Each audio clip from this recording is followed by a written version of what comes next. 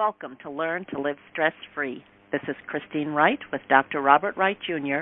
of www.stressfreenow.info. Hi, this is Dr. Bob, the Stress and Pain Relief Doctor, coming to you today from the lovely Sydney, Canada. And so this travel tip is to help you move through difficulty in your day, whether it's the beginning of your day, the middle of your day, or the end of your day. So let me tell you what happened to me this morning. I didn't sleep well because of the time zone change. And so when I got up, I realized it was too late to make my Tai Chi class. I had only started the Tai Chi class the day before, so I was hoping to at least make it to the second class. And so the class started at 7:30 a.m. The time on the TV said it was 8:23. So I got dressed really fast and I ran upstairs hoping to at least let the instructor know that I had overslept and, you know, the time zone changed because the ship has been going back between an hour forward and an hour back.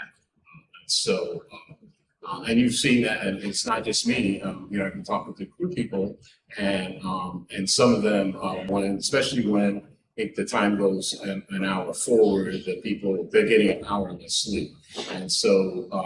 So the back and forth, because I'm doing back-to-back cruises, so the time zone has been changing quite a few times in both directions. So in any event, what happened is, okay, so I missed my Tai Chi class, and the realization was, I'm not going to allow that fact to ruin my day.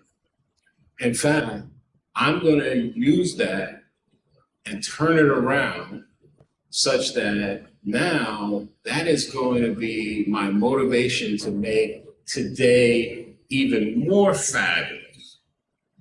And so what I'm suggesting to you is when you encounter that kind of situation, you do a timeout pause and say, hey, how can I turn this lemon situation into very sweet lemonade? And so here we go.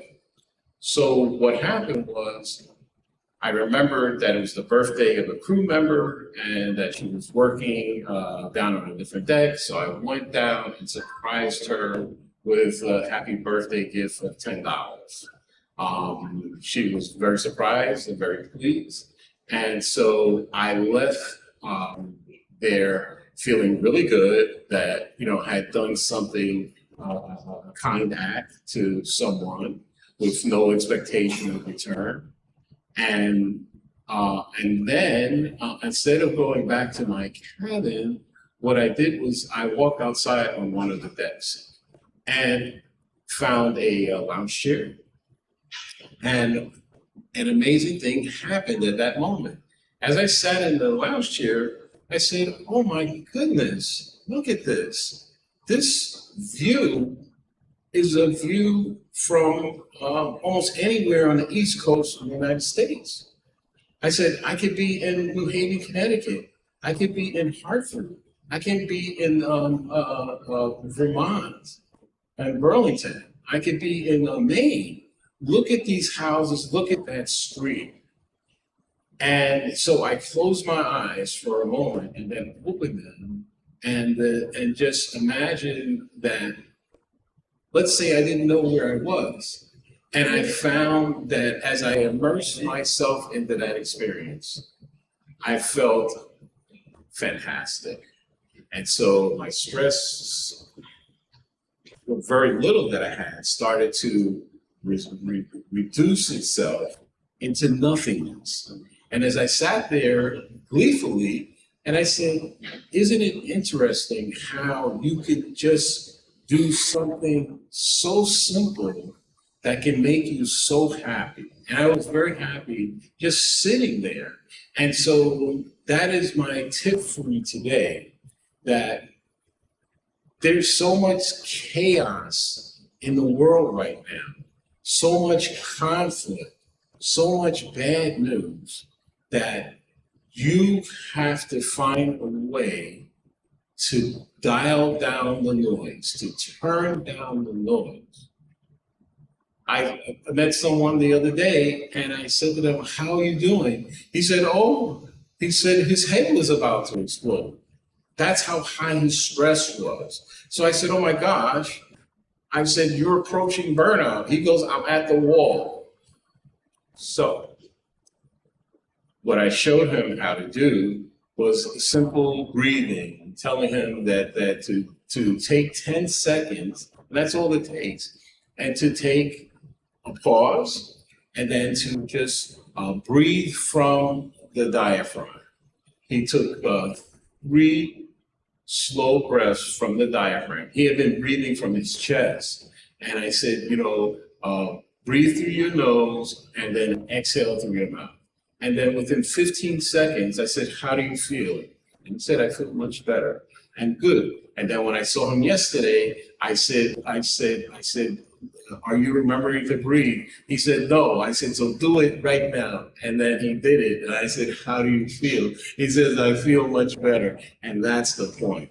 So whatever you need to do, and think about how simple is that. In 10, 15 seconds, taking some deep breaths from your diaphragm. And if that doesn't make sense to you, then how about this? Think about a baby lying in the crib asleep and you're watching the baby breathe. And what you notice, if you've ever done that, you notice that when the baby is breathing, its abdomen area is expanding and contracting. It's not breathing. The baby is not breathing from the chest. Baby is breathing from the diaphragm, and this is automatic. A baby doesn't have to be taught how to do that.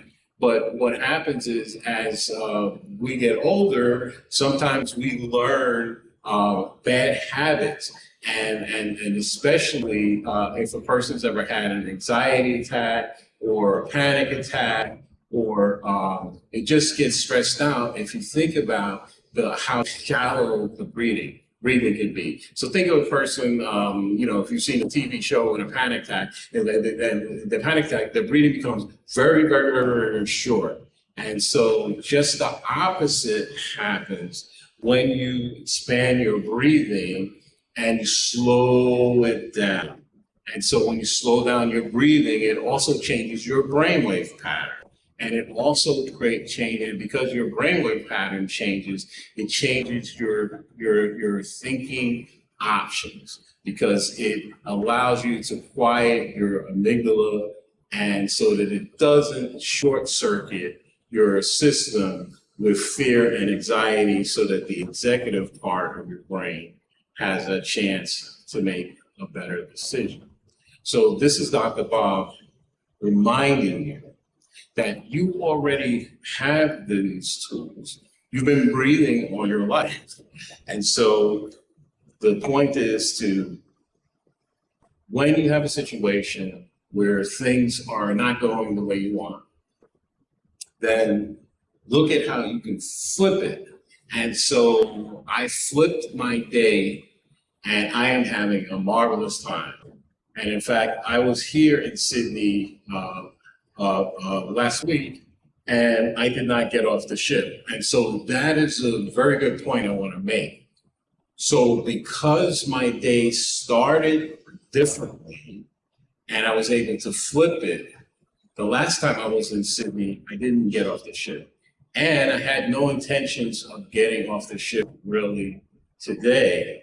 However, once I sat on the lounge chair and looked out, I said, hey, I'm going to get off the ship and take a look around.